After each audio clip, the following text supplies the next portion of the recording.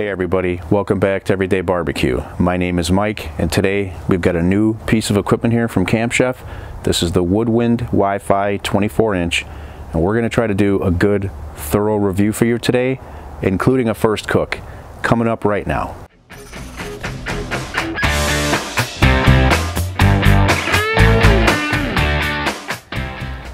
Now, to get started with this, I just want to say that I didn't take any video of the assembly because I suck at putting stuff together, but I do want to tell you that this was really easy to put together.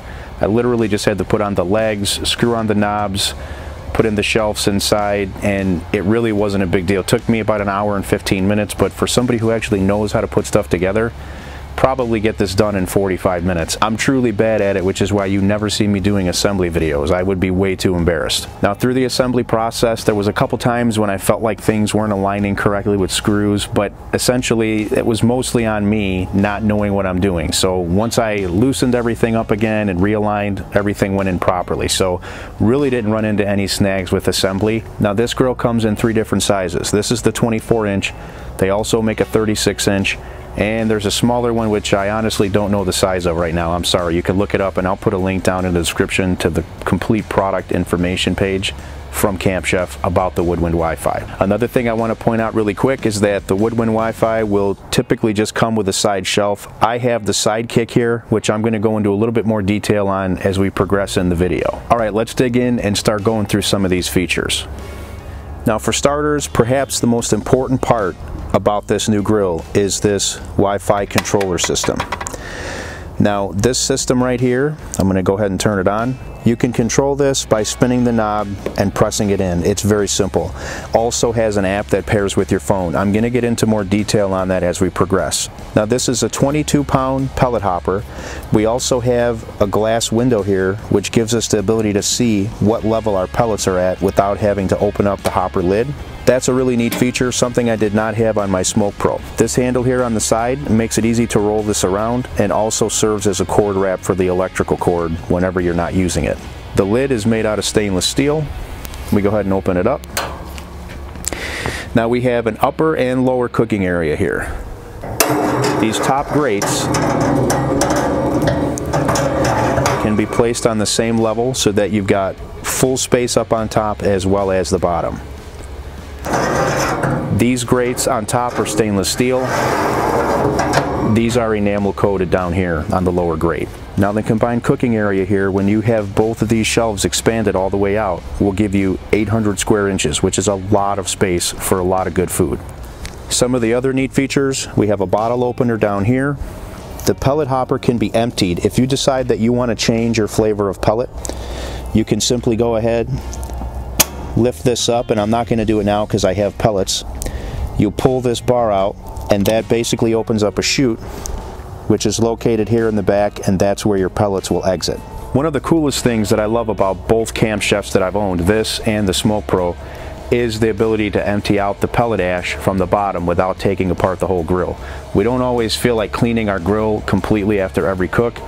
This gives us the ability to, if we just had a short cook or maybe one long cook and we don't really feel like vacuuming, which you should do at least every 2 or 3 cooks, by the way, just being honest. Pellet grills do require good maintenance.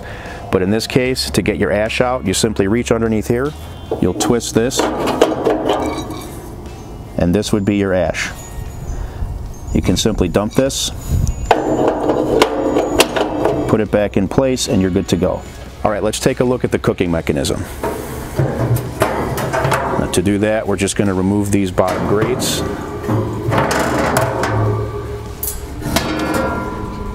Now, this grease tray is designed for the slide grill technology, which I'm going to explain here in a moment. You can see that there's openings here on it.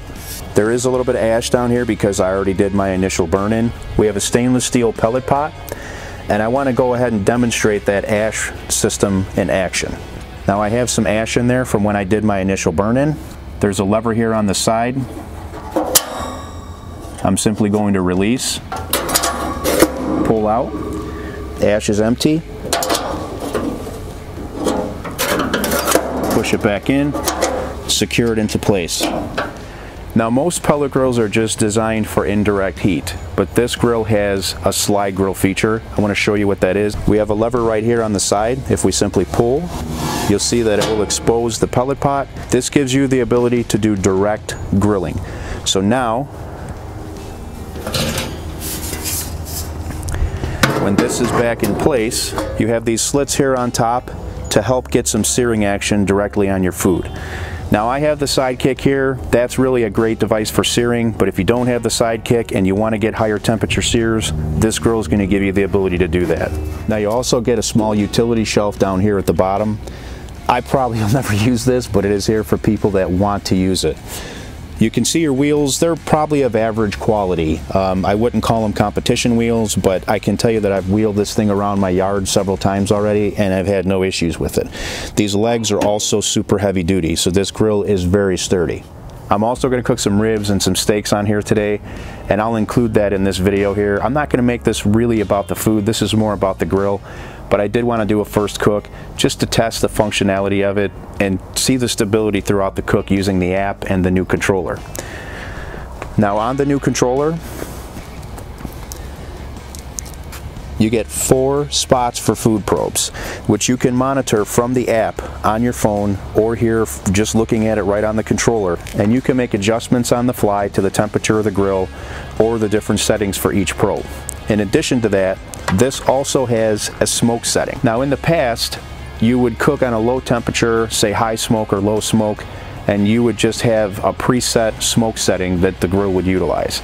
With this new controller, you're able to set a smoke setting of anywhere from 1 to 10. And I believe you can do that up to a temperature of 350. I saw it in the manual, but you'll see if you read the manual, if you buy one of these. But most of our low and slow cooks are going to be into that 225 to 275 area. And with that, you can adjust your smoke level from 1 to 10. So I'm going to experiment with that today a little bit. Now from what I've read, the way this works is that the lower smoke levels will provide you with more consistent temperatures, and the higher smoke levels will provide more variation in terms of the highs and lows of the temperature, because the pellets have to smolder. That's where the smoke comes from. So a larger feed of pellets, smoldering, higher temperatures, lower temperatures, it all works together to get you that optimal smoke level that you want in your food. For people that like tech specs, this thing's about 42 inches high, it weighs about 150 pounds, and it comes with a 3-year Camp Chef warranty. Now as I mentioned, I have the Sidekick device here. This Sidekick will allow you to cook over direct flame for a stock pot, maybe a cast iron skillet, cast iron pot to make chili outdoors if you want. And you can also have a lot of versatility with this in terms of attachments. You can throw a flat top griddle on this device, which I have, or this grill box. This grill box is going to serve as a really awesome searing station. I've used it before on the other model and I can vouch for it. So I'm excited to try that today. I've got some chuck eye steaks and I've got some T-bones. I'm going to go ahead and reverse sear those and make some ribs today. Now I don't know the exact dimensions in terms of the difference between this and the Sear box. Camp Chef used to just have the Sear box. This Sidekick has sort of replaced the Sear box, and you do get some more space here for searing. So we're going to be using that today. Now there's not a whole lot left here to talk about. I think it's time to just fire this bad boy back up and get some ribs, get some steaks on here, and see how this thing does with that first cook. So let's go ahead and get the grill started. One more thing I forgot to point out, this controller here does have a protective cover to keep it out of weather. So we're just going to go ahead and pop that down. And I'm going to start this cook today at a high smoke temperature. I'm going to be putting some ribs on here, and we're just going to let those go for 5-6 hours, as long as it takes to get those perfectly tender. And I think I'm going to use a smoke setting of about 7. I just want to see if there's a big difference between the old grill and the new grill. So let's go ahead and set our temperature. We're going to go high smoke, confirm our startup, and there we go. Now as always with a pellet grill, you want to have your lid open during startup. And the nice thing about this particular grill is it gives you a startup timer, which is about 6 minutes. So it'll kind of remind you when it's time to close that lid. So I'm going to go ahead and let this thing start up, get the lid closed when it's time. We'll get some ribs on here to start.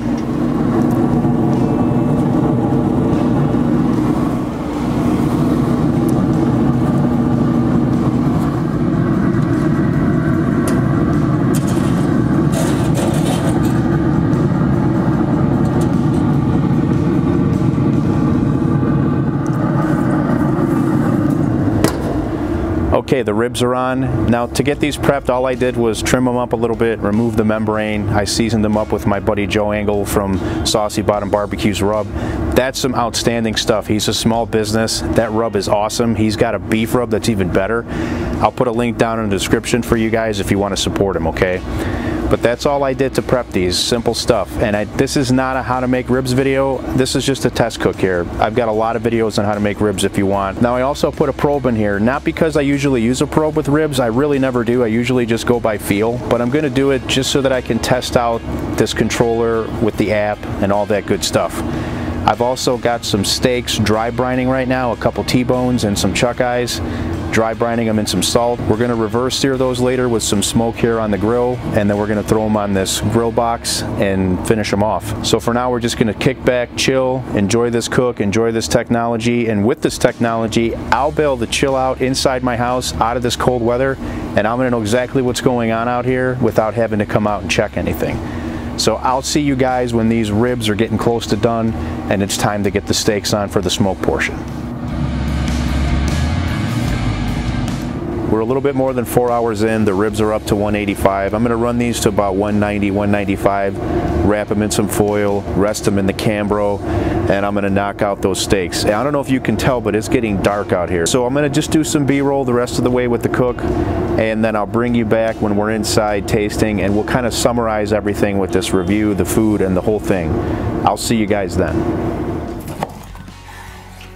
Sorry if you hear background noise. My family's surrounding me. They're ready to eat. TVs are on and stuff. You can see we got a really good smoke ring on these ribs. So let's give these a try. Wow, those come right off the bone. So those are great as usual. Actually taste a little bit more smoke flavor in these, and I'm not sure if it's that smoke setting or if it was just a fluke, but I got a nice smoke ring here and I tasted a little bit more smoke flavor, and naturally they come right off the bone as always. Let me dig into this steak. Now this steak I might have overcooked. I don't know. It was dark outside. I was trying to sear everything, and I did have a little issue with the grill box not wanting to ignite at first. Let's just see here. Now we got a nice little medium there.